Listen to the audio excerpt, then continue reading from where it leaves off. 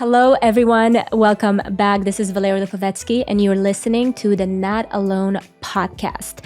Okay, so ever since I had a conversation with Ronda Rousey, if you listen to this episode, it was phenomenal. I became so intrigued and interested in female athletes. I truly feel like we don't have enough of those voices speaking and sharing their experience in a very authentic and honest way. A lot of them can't share a lot of experiences because they're either under contract or don't want to necessarily get into the drama of things. But I know that there's so many layers to it. Needless to say that to become a great athlete, it requires a very specific mindset that will overcome everything else. So when I had the opportunity to sit down with Genie Bouchard, I was really excited to dive into all these topics and questions. Genie Bouchard is an international tennis player. She was actually ranked in the top 5 of women's tennis at the young age of 20, and she was on Sports Illustrated. She was building her personal brand while also playing, and that brought in a lot of criticism, a lot of opinions, and I was very curious to learn more about that. And then, of course, she had this one very, very famous incident of the twirl, where she twirled showcasing her outfit after winning a match, and it got all the feminists up and running. And I wanted to dive into it because Jeannie is a very intelligent and very dynamic personality. So glad she had the opportunity to come, sit, and tell me about the past, the present, and the future. So let's get into it.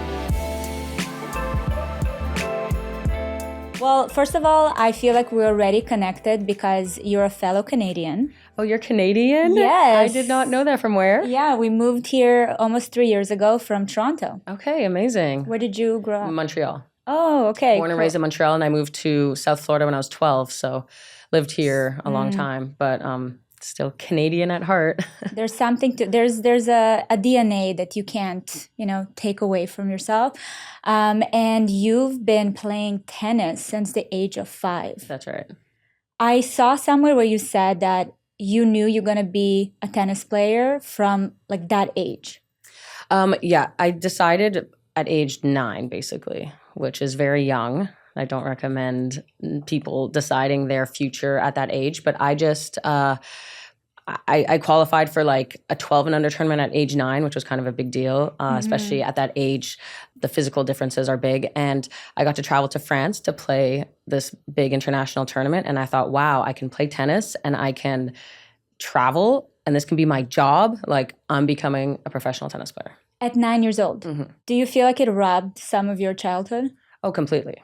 Yeah. Completely. I mean, to try become great at something, you have to sacrifice a lot. And so I definitely did not have a normal childhood, did not have normal, social interactions. And it's tough. In the moment, I mean, imagine being a 12-year-old and being told, okay, you can't go to your best friend's sleepover. You have to go to bed early and wake up for a tennis tournament. The amount of family events, friends, parties, school events that I missed was a lot. But you have to make those sacrifices. You can't do normal things and achieve normal things. You have to do crazy things if you want to try achieve something crazy. Absolutely. And I feel like when you mentioned the word greatness, like I see it a lot with athletes. A lot of them start from such a young age. And in a way, you have to start thinking in such a linear way. Like there's one goal you need to achieve. If it's the next trophy or tournament or whatever it is, that becomes your whole life.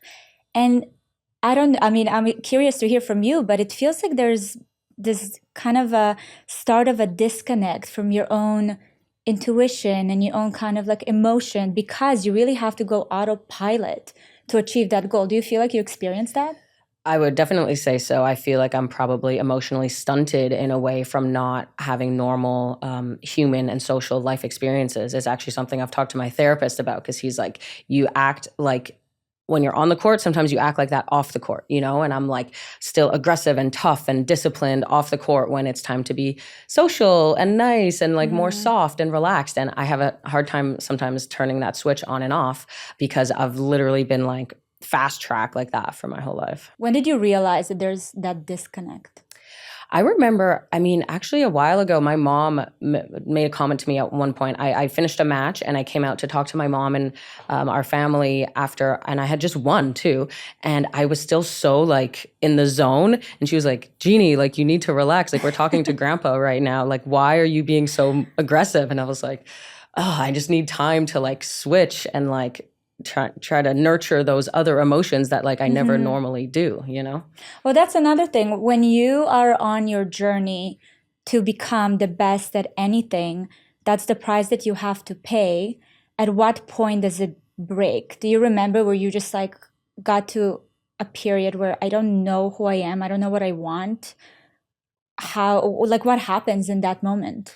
I would say for me, it just felt more like this is the only thing I know, you know? So I would go through playing all the tournaments and then it feels a lot harder when you lose, of course. So you're like sacrificing, you're missing things and you're, you know, playing tennis all day long, training, not just like the emotional sacrifice, but the physical sacrifice. I mean, we push our bodies through pain every single day. And then you go all the way to Malaysia and you lose first round and you're like, what am I doing, you know? And so that's where for me, I've felt disappointed. I've questioned, okay, is this worth it? And stuff like that. But at the end of the day, it's what I love. And for a while, it was the only thing I knew. I, of course, did school and I graduated high school. I didn't do any further education than that because it was too tough with the professional schedule. But really, it was my only job for a long time. And so it was also a source of comfort. I'm like, what am I going to do if I don't play tennis, you know? And it's like you gravitate to what you're used to. Right. At what point you started feeling brave enough to follow the question of like, okay, what else do I like? Well, I would like to say that somewhat early on, I was open to doing, you know, off-court projects or different things. And that's something actually I got, you know, at times negative comments about because it was like, well, you're a tennis player. You shouldn't be doing a photo shoot for Vogue. Like, what are you doing, you know?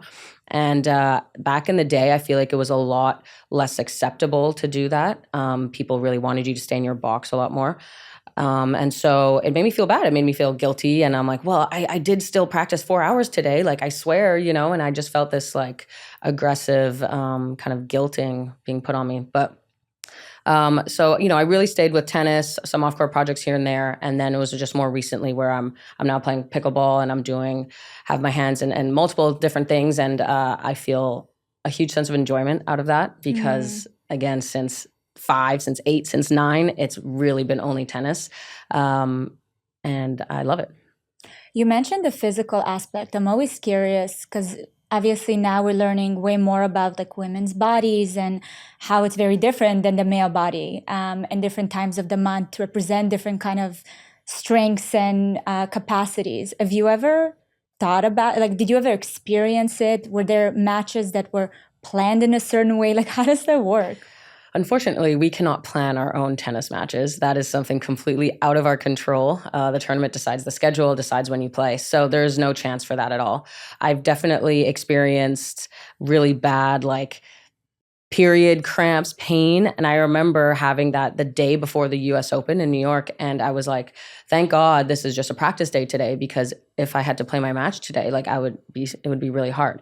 I did play right away the next day, so it wasn't the best, but that's just something that we have to deal with. We cannot control the schedule. So it's just luck.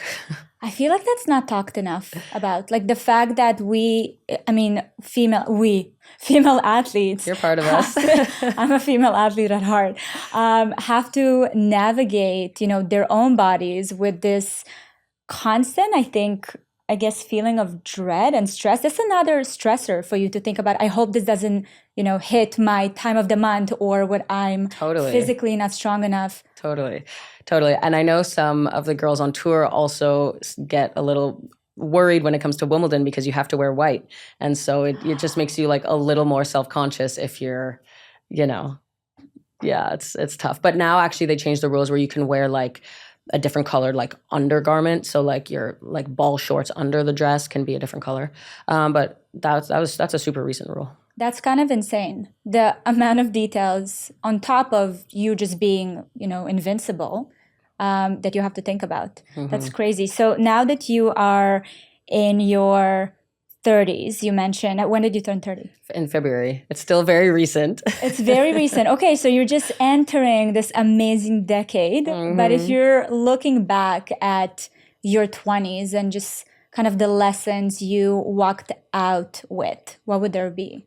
Gosh, I feel like so many. I feel like I lived a lot of life experiences, probably younger than most people do, because I was on this path that really fast-tracked me to adulthood. I mean, I remember being 12 years old and I'm traveling alone. I mean, we had a tennis coach, but I'm alone in Europe trying to like pay for food in Italy at a restaurant. And this is like before Apple Pay. And, you know, you got to like just like grow up and be an adult. So I feel like I learned a lot of life experience in my 20s of like real world stuff. I would say personally in my experience, the biggest thing is I wish I could tell myself more, and that I've now learned would be to not let other people like in your head, like not listen to the outside noises as much, because being, you know, in the public eye, you can hear lots of stuff about yourself. And I feel like at times when it was negative, I let myself listen to it too much, or like let it infiltrate too much, and actually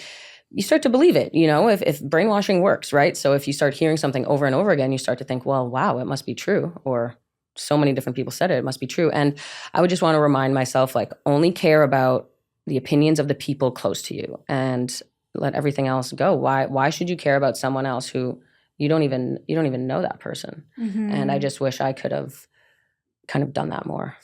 And it's so hard, like speaking on being in our 20s, like in your 20s, I feel like you build your identity from the feedback you get from the world.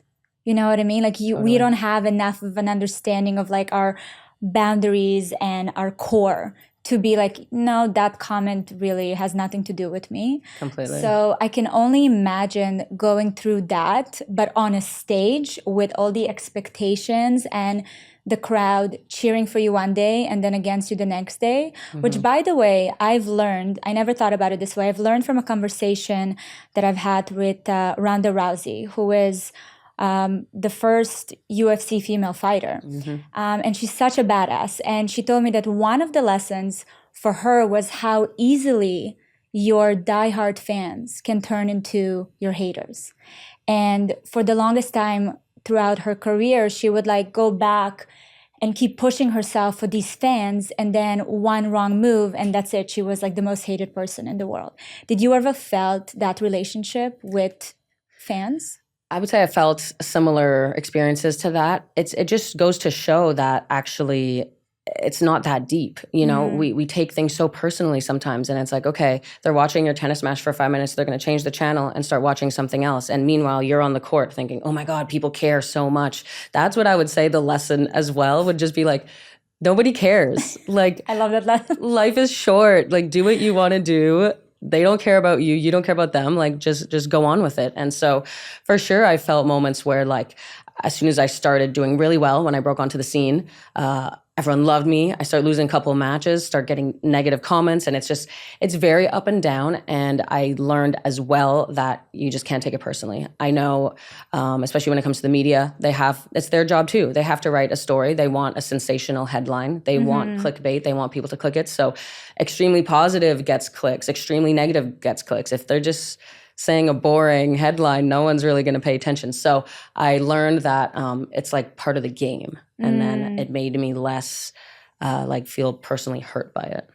And is that all coming after many therapy sessions? I'm just trying to, Does it sound like I've done therapy before? I mean, you're very mature and you're very obviously insightful because you had so many fast-tracked kind of events that fast-tracked you getting older. But for me, I always think like, how did you digest all of that throughout the years, or did you really have to come with all that baggage, sit down with the therapist, be like, you know? I would say it's a mix of a few things. It's definitely experiencing it myself. Watching others go through it as well really helped put perspective. Let's say another player was having a tough time, or anyone, really, any celebrity in the news, and then you're like, wow, that's a negative article about someone else. Okay, like, it's okay. They're still alive. The sun's going to come up tomorrow. And then also, you know, talking to my family, my mom, my coaches, just keeping me grounded in that sense. And then definitely talking to someone, sports psychologist, and also just like a normal life therapist as well, helped me. You reached kind of the peak of your career at a young age. You were, I would say, 20. 20, yeah. Was that kind of the peak of your tennis career? I would say, yeah. And getting to that at such a young age and then experiencing the kind of like going down and up again and down again, were there any limiting beliefs or anything that you carried with you for a while after that? For sure. You know, I had a couple tough times in 2015, which was the year after I did really well, and I was on like a losing streak, and every time I go to a press conference, it'd be like, okay, you've lost 6 matches in a row now. Okay, you've lost 7 matches in a row now. And it's hard to like get that out of your head when you're being faced with it. And then I would mention this, and then people would say, well, don't read comments. And I'm like, I'm not reading comments. I'm being forced to be faced with what people are thinking, because it's mandatory to go to a press conference. I have to sit and listen to their questions. So even if I'm not reading it on social media, I'm hearing from them. Well, people on social media think you're doing this. So it's like, there was no way to escape it, you know? And people think it's so easy to just like completely avoid it. You can't completely avoid these things. You just have to learn how to deal with it and accept it, realize it's not personal, realize who you are, continue to believe in yourself no matter what. And that took me a while to believe that. I remember a couple of years after that, I was, lost a match and was not feeling good and allowing stuff to make me feel bad. And then I woke up and I was like, wait a second, I'm still top 100 in the world at tennis. And I'm like, why am I allowing people to make me feel bad? This was like, I had an eye-opening moment at that point, because I was like, this is crazy. Like, are you number 100 reporter in the world? Like, you're not even number 100 in this city. Like, what are we talking about here? So that really made me feel like I could regain my confidence, remember who I am, and be like, okay, this is I've still done amazing. Like, what? There's nothing to feel bad about. If you don't have the support of, your parents or family, are players in this field, do they get any support in terms of like mental support? If it's like coaches or anything like that, is that something that's pretty prevalent? Well, actually, the WTA Tour, the tour we play on, they provide mental health counselors if we need them. So that's really nice. That's something I think that started. I don't know if they had that right away when I was starting on tour, but has since developed the mental health side a lot. So we have resources there. A lot of players have their own psychologist as well. And you see, when you travel on tour, everyone has their own like little team, right? So it's not like a team sport. It's very individual, but everyone has their own mini team. So it's usually a coach, often a family member. So I think, everyone realizes you need that support. You need that like mini village to help you, because it's such a tough sport to go through on your own. Well, I think it's as mental as it is physical. So the battle that you have on the court every day is also a battle that, you can't really shut off when you go off the court. I have so much respect to anyone who reached any kind of, excellence in sports, because to me, I think it's phenomenal to reach those heights. No, for sure. And like you said, you can't really shut off as well, because it's individual. So you're fighting on the court, and then you go off the court and you're sharing the locker room with all your opponents, right? It's not like a team where at least you have your own private space. You're just constantly surrounded by your competitors everywhere. And so it's like, you're always on when you go to the tournament site. So it's mentally draining. Speaking of components, I know that you had a really iconic beef with Maria Sharapova. Was that, I'm always curious, is that part of the game? Is it like a way to build more anticipation in the sport? Or is it actually, it is a caddy? Oh, no, it was real. But, I wish there was more of the game in tennis, because we need more personality. We need matches to be more hyped up, just like wrestling or fighting or any individual kind of combat sports like that. I think it would make tennis more interesting and better. We need bad boys. We need Nick Kyrgios. We need Johnny McEnroe from back in the day. So for me, I was just expressing my opinion, how I really am believing in fair sport, clean sport, fair play. And, it just turned into something. But I think tennis would be so much more interesting if the personalities were a little more expressive. If people actually, express themselves more, I would say. Yeah, I think the audience will get so much more invested. You're right, because look at WWE. They literally, a whole industry is built on that. Exactly. You're onto something. They need to catch up. Yeah, maybe I'll go into management at the WTA now. Be like, I'll come here and help you with marketing. Yeah, and we'll pre-plan the outcomes, because isn't that what WWE is? It's like planned ahead of time. Exactly. So imagine it gets that much hype and people know that the outcome is already planned. That's crazy to me. But people want to be taken through a storyline, Exactly. right? And there's a good guy and there's a bad guy. And it's so interesting because I'm reminded again how, when I was talking to Rhonda, I said, there's always conversations around the disadvantage that women have in sports. It's a big conversation and there's a lot of them. But did you ever feel any advantage as a woman? And she mentioned to me that, she recognized early on that she had sex appeal and she ran with it. She's like, none of the guys had sex appeal. I built my whole career. Like I was a great athlete, but I also managed to build something bigger than that with that. Mm-hmm. Have you done that? Have you kind of rode on something that was an advantage for you? Definitely. I mean, I think tennis, first of all, is a great sport.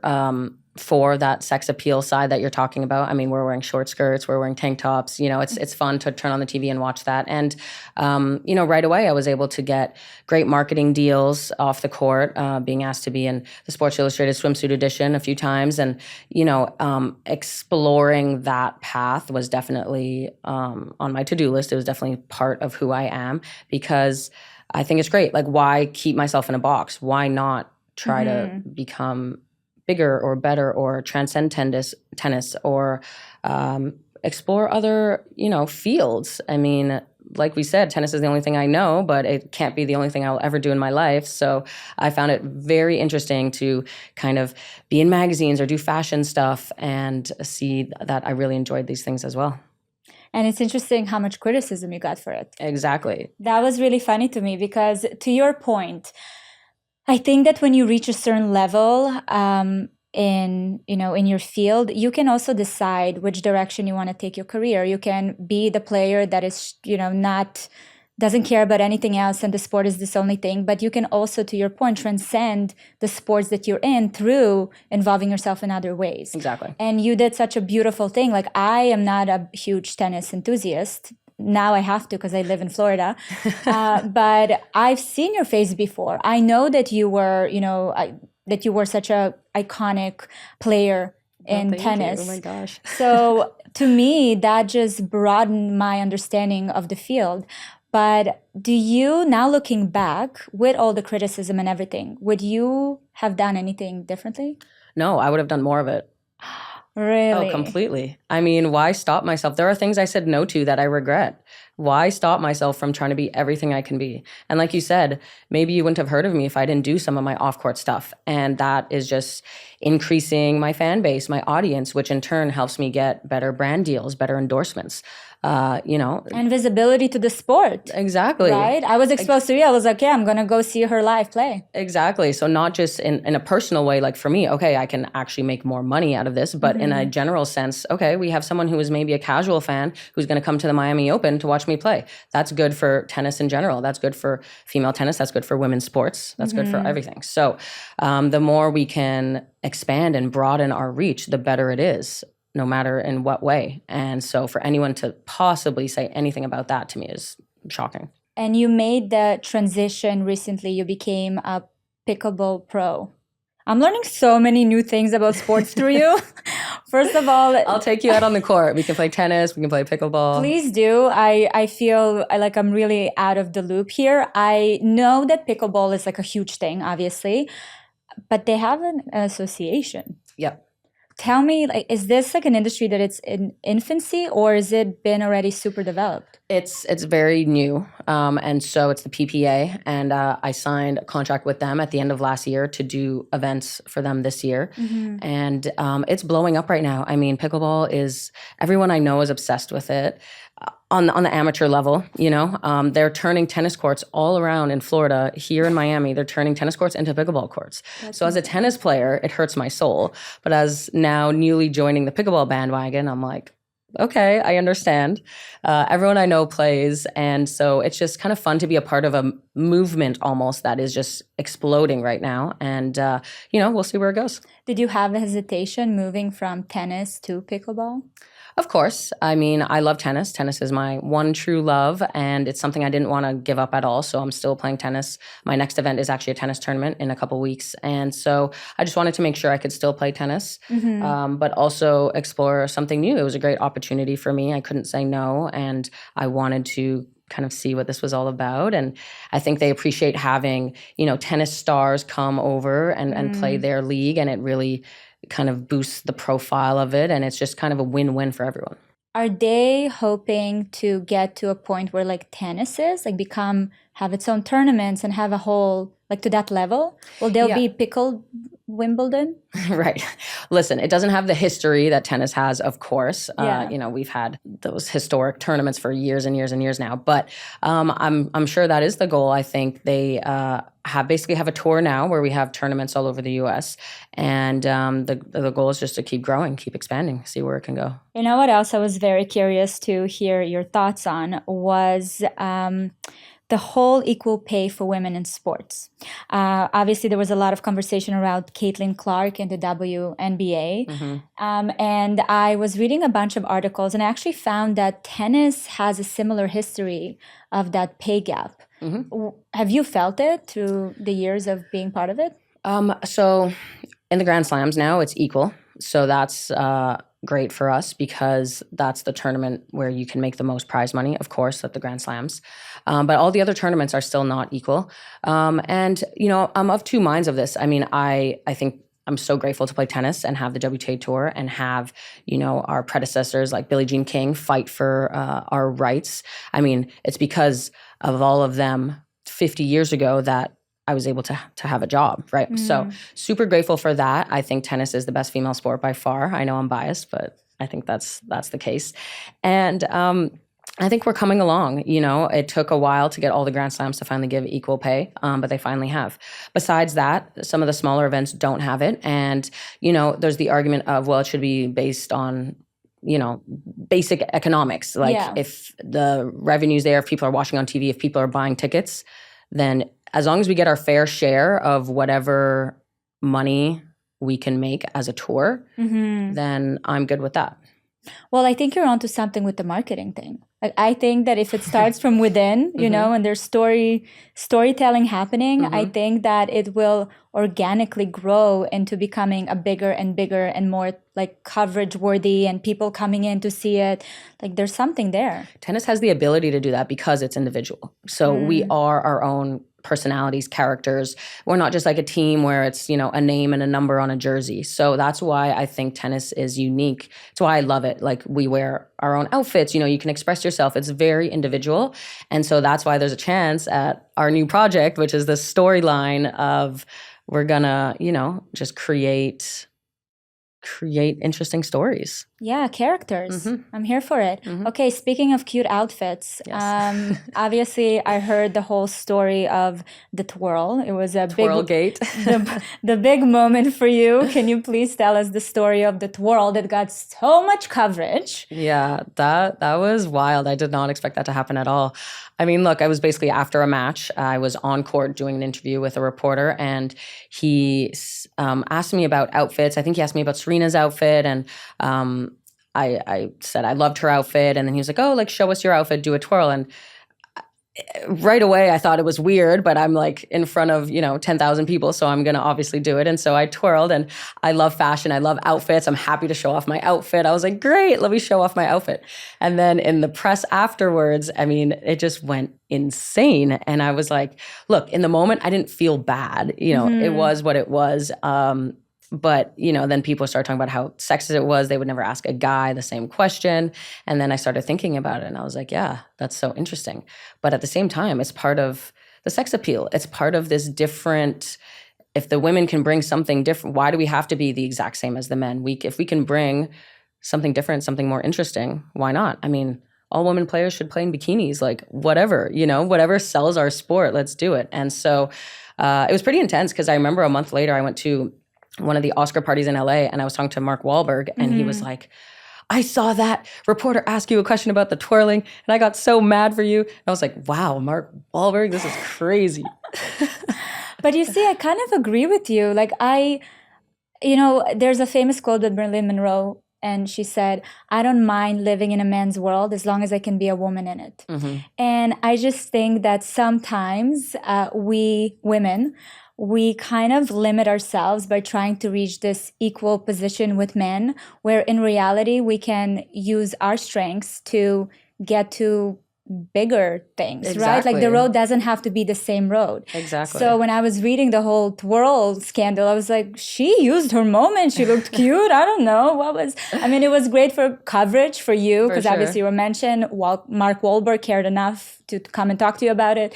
So all of that is great. But I'm kind of like in a similar, camp of thought where this was a moment. It's exactly what you were saying. Rhonda was saying how she used her advantages compared to the men. And so that's exactly, I don't see an issue with that if, it's respectful and if it's what the person wants and if they're comfortable with it. I mean, for me, why not do everything you can? It's like when people were saying, giving me not making fun, but like giving me hate, let's say, for being in the Sports Illustrated swimsuit edition. I was like, any girl on the tour, if they got asked to be in this magazine, they would be in the magazine. Absolutely. Like, why are you? It's like reverse. It's like it's fake. It's fake. It's just it's jealousy or it's something else, and they're trying to keep you in a box. And I'm like, everyone in this room would say yes to. No one would say no.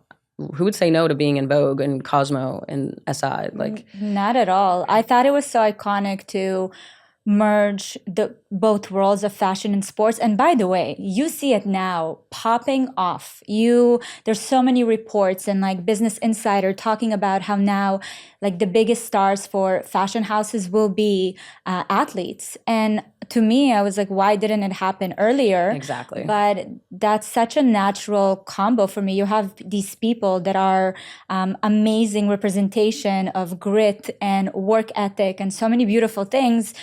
Make them look beautiful, and you have an amazing, marketing campaign. Well, that's what I want to say. The narrative has really shifted. So back in the day, so we're talking 10 years ago when I first broke out onto the scene, doing anything besides your normal job was seen as bad.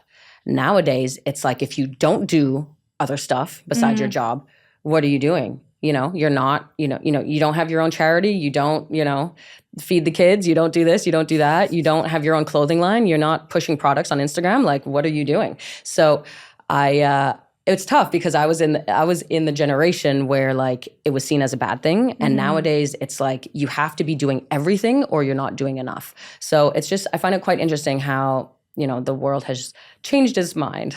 Of course, and people forget. So the same people that were criticizing you 10 years ago today are criticizing others that are not doing enough. Exactly. I love that you really broke through and you were looking to become that multifaceted person. To your point, knowing one thing for so long, it takes a lot of courage and bravery, to go through the criticism and your own self-doubts because you were taught to think and look at things a certain way. So for you to do all these really amazing projects like the Sports Illustrated, what other like remarkable moments that you remember from those days? Well, one that's actually still ongoing, which I'm very excited about, is this movie. So I don't know if you remember hearing about the Super Bowl Twitter date story where I tweeted about the Super Bowl and then I ended up taking a fan on a date. So that was back in 2017. And I had a producer and a writer reach out to me a year after that because they wanted to turn it into a story. And so Fox 3000 ended up buying the rights to it, which was super exciting. I'm like executive producer on the project. And then COVID hit and nothing happened for a couple of years. But a year ago, it's been revived. And so now I was actually just in LA and met with the producer. And we went to Kevin Hart's studios, Heartbeat Productions, and they're going to join on. They're joining on as producers as well. And so it's now in the stages of we're trying to make this happen again. And like, for me, it's so exciting. It's so interesting. I'm now like behind the camera in the role of a movie. I'm able to, give my expertise on, they want to base it on a tennis player. They want to base it on the real story. And so for me, things like that are just so fulfilling because I can explore new fields that I know nothing about, but I'm learning. And that is the outcome of you just showing up in different ways while you were doing your tennis career. It's amazing. Exactly. Also, I'm super excited for this movie because it reminds me of the plot of Win a Date with Ted Hamilton. Have you ever seen that movie? No. Oh my God, you have to watch it. It's so good. It's like a fan winning a date with a really famous actor. It's with Kate Bosworth, I think, yeah.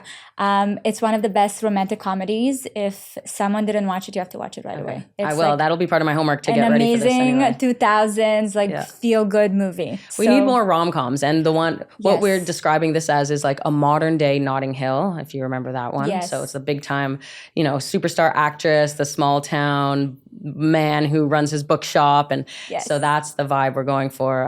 But we need more rom-coms, so I'm just so excited. I am so here for it. It's time to bring it back.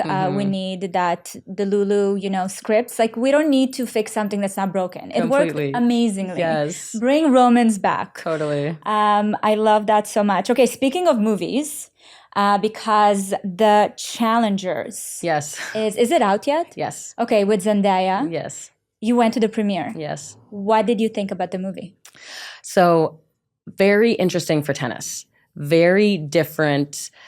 I've obviously, every time there's a tennis movie, I watch it. And I'm just so proud that there's tennis on the big screen.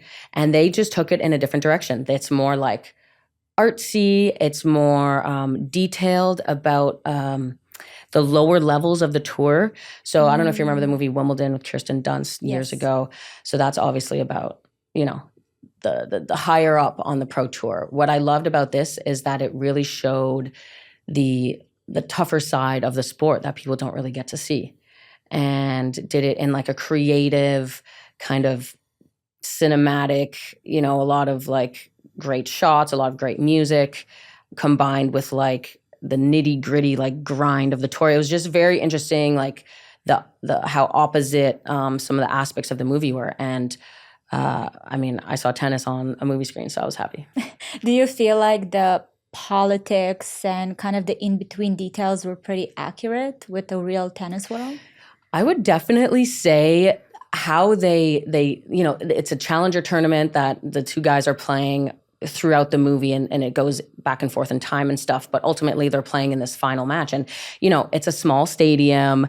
It's, it doesn't look like US Open or Wimbledon or things like that. It really looks like a challenger that I've played, that every single tennis player has ever played, because you have to go through that to get to the top tournaments. You have to play small tournaments to earn ranking points to be able to play the bigger ones. And so, people only see you when you're on TV at Wimbledon, if you ever get there.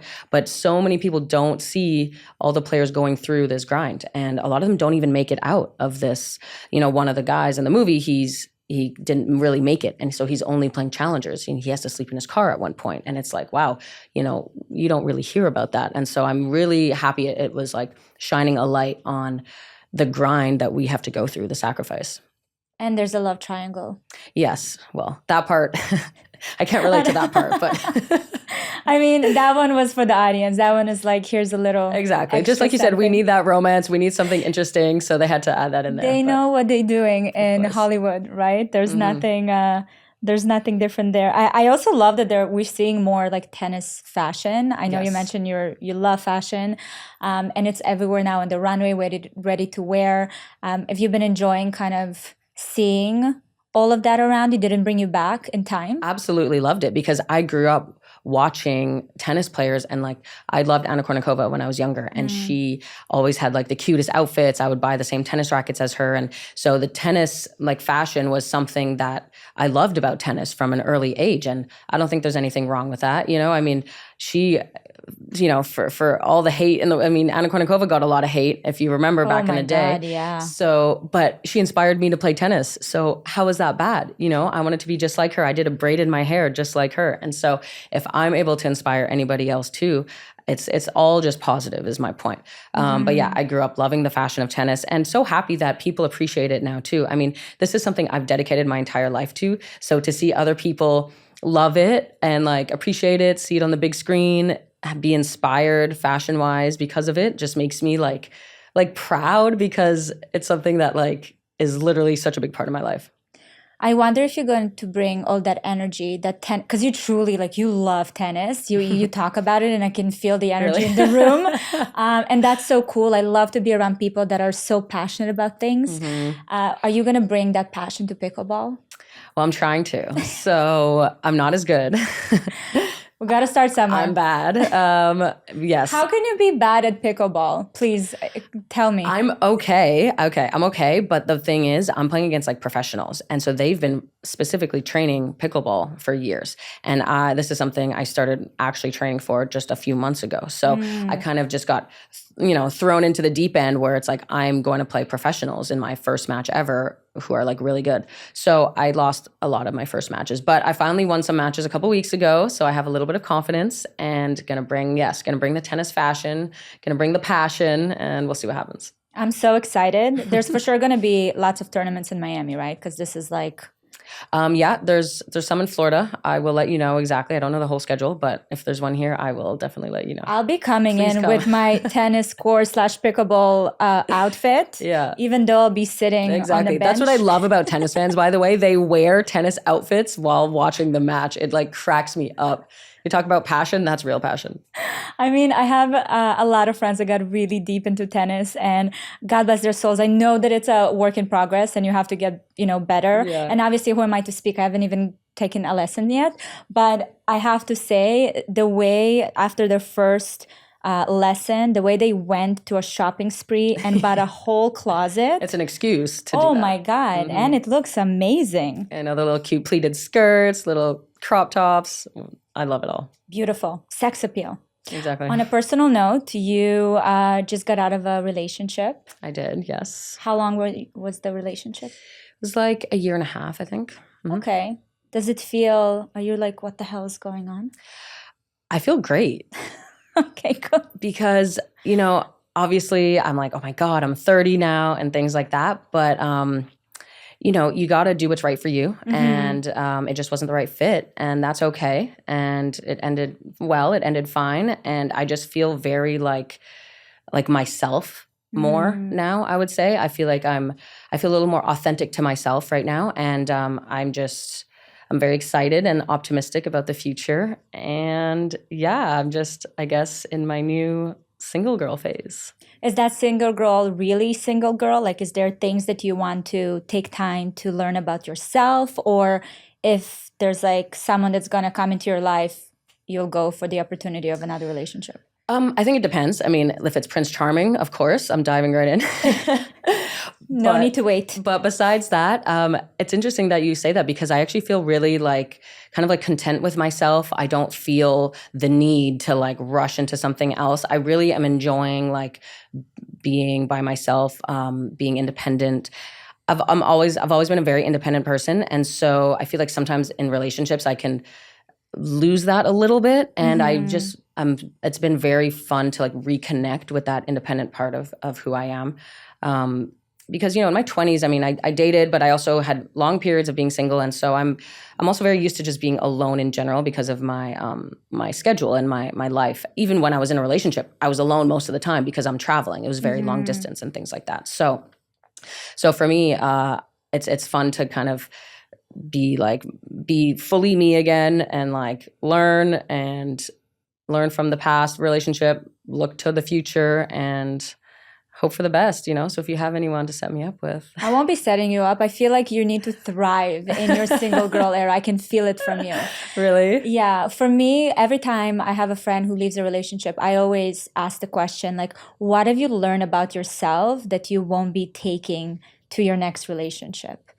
Have you had time to think about that? I've learned a lot. I've learned a lot with my last, I'd say, 2 relationships. So, I mean, first of all, I've learned, and this is something I'm talking about. I went to my therapist this morning, by the way. So oh my God, I love it. That's what I had to do today was my therapy and then come in to talk to you.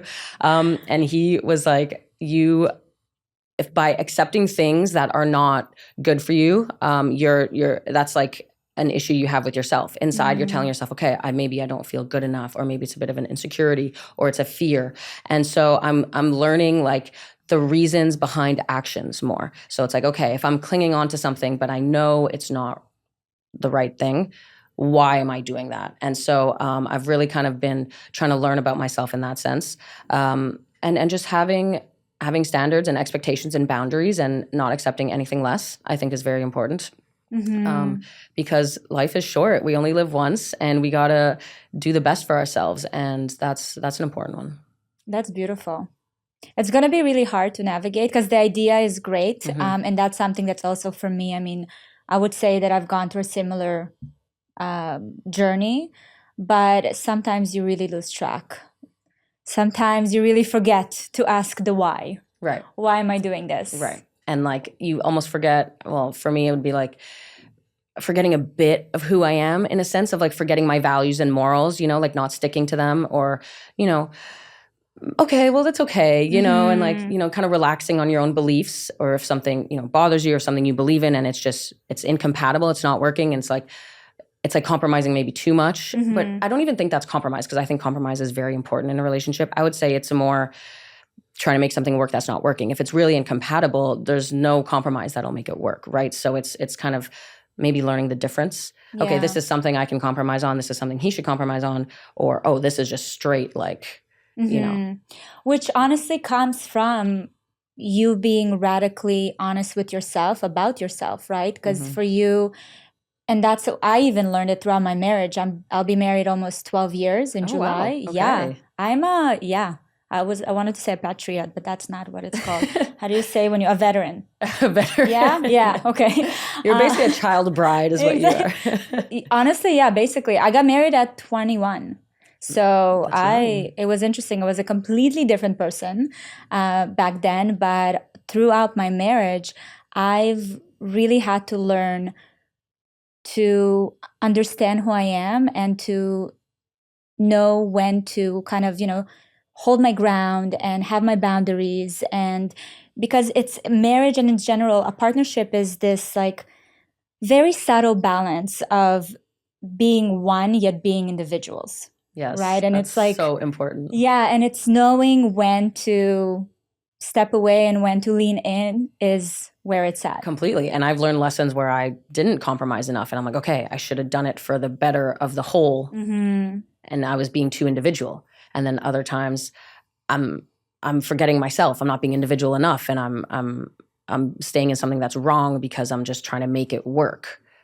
Yeah. So it's tough. You gotta, I don't know. How do we navigate this? I have no idea. We're just one day at a time. Exactly. You know what I'm always curious about for someone, especially someone like you who started really young in this very demanding industry and sport, your mom. I have such insane respect for the parents of children that become athletes, because the amount of sacrifice and time, I don't think people realize. Like, you are the fact that you're here is because she kept showing up. Totally. People have no idea. And I have 3 siblings, so we're 4. Oh my God. So, and then having someone you're just trying to make a tennis pro is like 3 kids in one. So it's like we're at like 7 right now. No, it was totally insane. I mean, she would like bring me to training before school, drive me to school, pick me up early from school, bring me to my other training after school, bring me home, dinner, homework, go to bed, repeat for 15 years. And then have to also take into consideration the other 3. Remember the other kids, remember her husband, remember everything. And it's just like, it's really, really hard. I mean, I would say most athletes have one or both parents that are very committed like that. And I think you need that to make it. You need someone, because a coach, of course, will help, but you need someone with that like personal investment who really has the passion. No one will have that for a kid except for their own parent. And so I always joke like, yeah, everyone has at least one crazy tennis parent, right? And you see it. You go to a junior tournament now and you'll see the crazy tennis parents watching the matches. But it's what you need to make it, because becoming a professional tennis player is crazy. So you need craziness to get you there. If you just go act normal, you're not going to achieve it. And so she was that for me. And, all my other pro tennis player friends have one or both parents usually, or an uncle or someone that is just really like helps drive the boat. I mean, as a 12-year-old, I can't do it on my own, I moved to Florida when I was 12 to train in an academy here. So I my parents like moved me down. My mom was with me for a year. At one point, the other kids came down, so I wasn't alone, and we were all together. At one point, my grandma came down to live with me because my mom went to be with the other kids, and it's just like Wow. family sacrifice all over. And so I'm very, very grateful for all of that. And I would say to anyone out there, like, even if you need that, like it's what you need. Do you feel like any of your siblings kind of resenting you at some Totally. point? Yeah. Yeah. I hope you bring that to the table at therapy as well. Oh no, I've told them. No, they definitely resented having to move to Florida for a year, because I understand, imagine being 10 years old and being like, okay, say bye to all your friends, leave your school and go to a new school. That's tough. That's scary. And also just the general attention level. So they're like, okay, at dinner, we only talk about tennis. And then on the weekends, we had to go to your tennis tournament instead of doing this. And so they sacrificed in their own way, just being next to my life and being a part of it. I mean, I would love to say now that they have also had benefits from now what I've accomplished. I've been able to, give back. I love getting them nice presents and bringing them on trips around the world. And they've been able to, do really cool experiences with me. And hopefully they don't resent me anymore. Great. So you're even. I think so. They might not think so. They might still demand more. Here's a little Chanel bag for you. Exactly. Thanks for all the childhood memories you missed out on. Stop resenting me now. Are we good? Are we even? I love it. I also am a firm believer that you're built from all the people that you kind of meet on your journey, right? The conversations that you have on your journey. Do you have anyone notable that you've met or had a conversation with that truly changed the way you move in the world? I would say someone I've always loved talking to, who's a longtime friend and trainer. I moved to Vegas at one point for 3 years to train there, and I trained with Andre Agassi's former trainer. His name is Gil Reyes, and Andre and his wife Steffi would come to the gym or come help me on the court and stuff as well. And they are just the best people in the world. And so I've learned a lot of lessons from them. But also specifically Gil in the gym, he was just I remember I went to go train with him and I was 25. And to show you how I was feeling, I was like, okay, like, is it too late? And he was like, what? You're 25 years old. And I was like, okay. Like, he's like, you have so much ahead of you. And then he would tell me stories about how Andre, had huge ups and downs in his career. And if you've never read his book, I would highly recommend reading his book, because he details the craziness of his life. And he would tell me how, I don't know at what age, but Andre went to go play challenger tournaments and then came back after the whole drug situation. And just hearing someone having gone through it with an incredible champion like Andre Agassi really helped me feel confident, happy, good about my situation, hopeful, and having belief. Like, I'm not done yet. There's Exactly. so much more to come. Of course. There's examples of it everywhere. But hearing it from someone who actually went through it, he would pull open journals and he's like, okay, so in 1992, Andre had wrist surgery. And then look, 8 months later, he won the US Open or something crazy like that. And I was like, wow, it's just like, it's different coming from someone who lived through it, because you're like, this is so real, And it actually reminds me the injury part, because you got injured a few times during your career. And I know how, I already know, I can imagine how scary and devastating it can be, because your whole career depends on your physical shape. Completely. First of all, how many injuries? Well, if you want a number of actual injuries, we could go through the list. I'm a Virgo. I need numbers, facts. Every athlete almost always has something that hurts, just to start off with. Like, we're never feeling perfect. You're waking up and there's something here, there's something there. Bad injuries, I mean, my bad one was my shoulder. I had shoulder surgery in 2021, and I was out for a year because of that. And it was really hard. I'm a very type A type of person. So to have to be forced to be on the sidelines really tested my patience a lot. But it made me learn so much about myself, and it made me do more off-court stuff. I went to do some broadcasting, some commentating for the tennis channel, and found out I really loved that, and was told I was good at it. So I can see that. So that's something I would love to continue exploring. I'm going to do some stuff for them in June, and that's something I can do after tennis or whatever. But the pain of it's not like you're choosing not to play a tournament. It's like you're being forced not to play. That was the hardest part. Like mentally knowing I actually cannot go play if I want to. So you have all these, it sounds like you have all these amazing projects going on, and you obviously have a lot more things that you want to touch and test and try, which is so exciting. Are you kind of done with trying to reach a certain goal with tennis? That's a very good question. I mean, I would say that changed this year because I have to invest some of my time playing the pickleball events as well. And so training in the gym for both, I would say is similar, but obviously on the court, it's different. And so if I'm starting to give some time to pickle, it's taking away from time to tennis. I would say this is an exploratory year. See how I love either one, how I love both, how I'm able to manage doing both.